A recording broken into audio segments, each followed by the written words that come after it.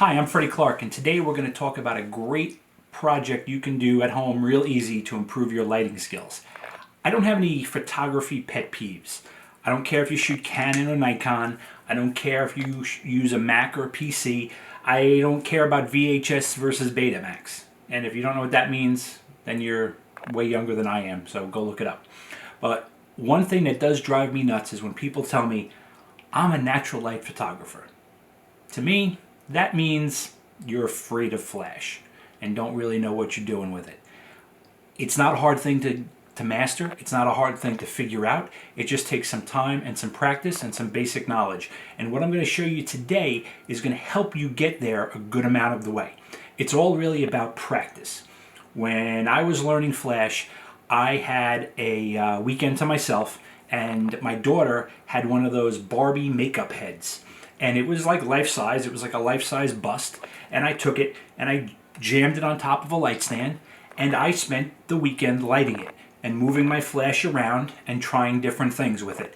And it was a great learning experience. Now, if somebody looked into my window, they might have thought, what was I doing? But if they were looking in my window, they were a perv and a peeping Tom, so who cares? But it was a great exercise in getting better with my lights, to see how moving lights, how changing the power affected it, and just how modifiers affected it. So you don't have to go get a Barbie head. I'm not telling you to go buy a Barbie head. Go get yourself an egg, a dozen eggs, whatever, an egg. You take it, you take that egg, and you put it on a table. Simple white table is fine. Doesn't need to be anything fancy. These are not photos you're going to use online. These are not things you're going to become keepsakes. These are just for the exercise. And get yourself a cheap flash. If you don't have a flash, go buy yourself a cheap flash. You can get one of these guys for like 90 bucks on Amazon or on B&H. They're not expensive. Or even use a table lamp. That's if you have nothing else and can't get out to get a flash right now, you can use a table lamp. But you want to be able to get the flash off of the top of the camera. So if you do get one of these, get yourself a cord, right? Hopefully, you can get a wireless unit, you can get a cord, just get it off the camera, put it on a stand.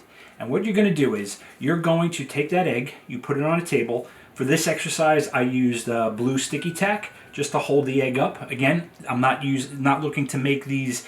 These are not going to be special pictures. These are not going to be pictures I share anywhere. This is just for my practice and my knowledge.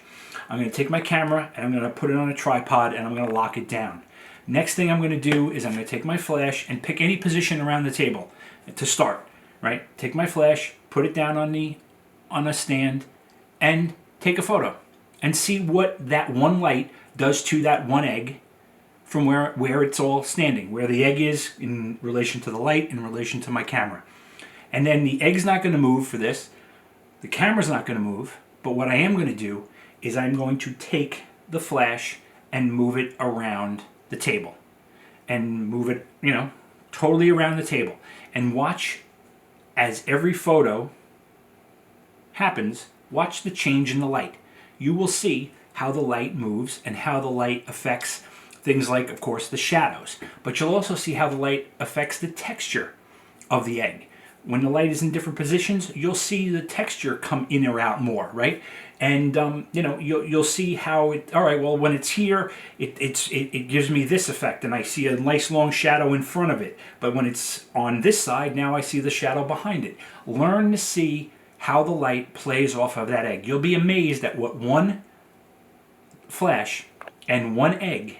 And you can take dozens and dozens of pictures. I'm sharing some with you now. This is just scratching the surface. After you play around with moving the flash, try changing the power of the flash. Try moving the flash further and closer to the table. See what that changes, right? As you get a light closer, it becomes bigger in relation. The lights will get softer. As you move it further away, it will become harder. So try all these different things. Try, different angles, different flash powers, and then different proximity to the egg. Move it closer, move it away. If you have a light modifier or a sheet, you can even use a shower curtain, an opaque shower curtain, a white opaque shower curtain as a modifier.